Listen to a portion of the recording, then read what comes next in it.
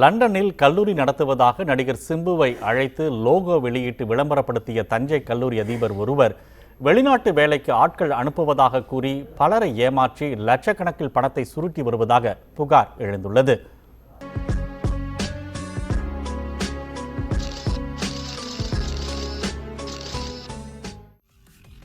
தஞ்சை சரபோஜி நகரில் ருஸ்கின் கல்வி அறக்கட்டளை நடத்தி வருபவர் பிரபு. இவர் லண்டனில் வியாபார கல்வியியல் கல்லூரி நடத்துவதாக முகநூல் மற்றும் யூடியூபில் விளம்பரம் வெளியிட்டுள்ளார்.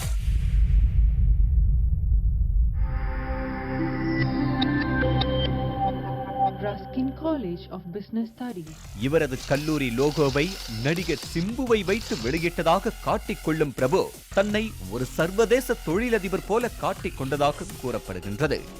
நடிகர் சிம்புவை காரில் இருந்து இறக்கி லண்டனில் உள்ள ஹோட்டலின் மேல் மாடிக்கு அழைத்து சென்ற போது உடன் செல்லும் பிரபு, ஆனால் அங்கு நடக்கின்ற நிகழ்ச்சியில் முக்கியமான நபர் போல இல்லாமல் ஓரத்தில் நின்றுள்ள நிலையில் தனது கல்லூரி லோகோவை சிம்பு வெளியிட்டதாக கூறி அந்த வீடியோ காட்சியை யூடியூபில் வெளியிட்டுள்ளார்.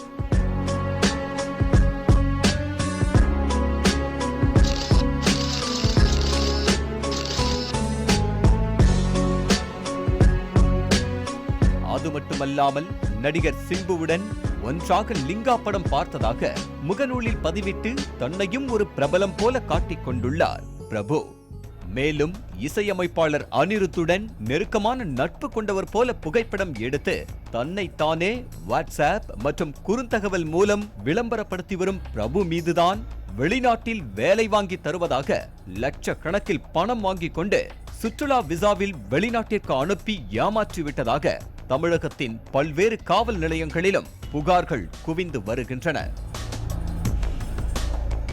ஆர்மேனிய நாட்டில் வேலை இருப்பதாகவும் தினமும் 6 மணி நேரம் மட்டுமே வேலை, மாதம் 40,000 ரூபாய் சம்பளம், தங்கும் வசதி, சாப்பாடு இலவசம், துளி கூட வெயில் கிடையாது, குளுகுளுவென்று இருக்கும் என்று ஆசை வார்த்தை கூறி ஒவ்வொருவரிடமும் 3 லட்சம் ரூபாய் வசூல் செய்ததாக கூறப்படுகின்றது. வேலைக்காக பணம் கொடுத்தவர்களிடம் சுற்றுலா விசாவும் சென்று திரும்ப விமான டிக்கெட்டுகள் எடுத்து கொடுத்து ஆர்மேனிய நாட்டுக்கு அனுப்பி வைத்துள்ளார். அங்கே போய் சேர்ந்தவுடன் பிரபுவின் ஆள் ஒருவர் வந்து தங்கும் இடத்துக்கு அழைத்துச் செல்கிறார்.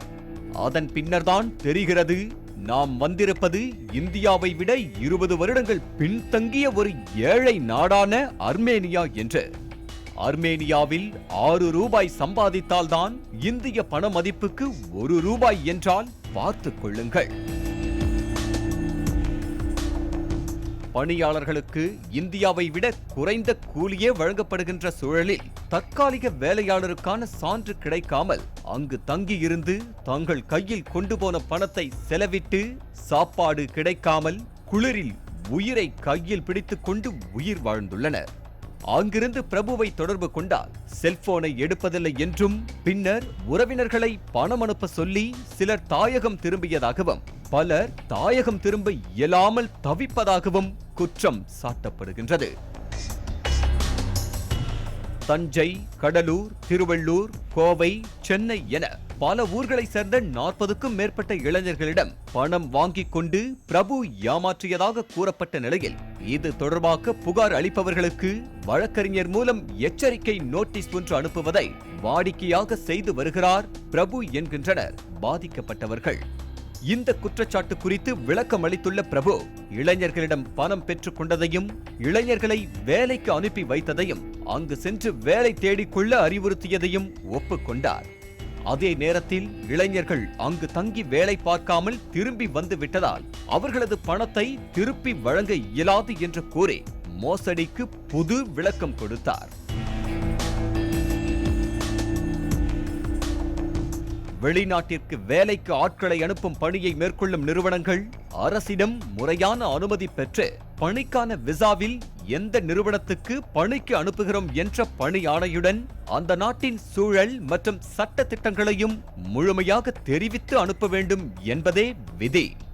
அதை விடுத்து சுற்றுலா விசாவில் செல்வோர் அங்கு தங்கி வேலை பார்க்க இயலாது என்பதை மறைத்து மோசடியில் ஈடுபட்ட கல்லூரி அதிபர் பிரபு மீது கடுமையான நடவடிக்கை மேற்கொள்ள வேண்டும் என்பதே பாதிக்கப்பட்டவர்களின் குரலாக உள்ளது. பாலிமர் செய்திகளுக்காக தஞ்சை செய்தியாளர் ராஜா மற்றும் வேல்ராஜ்.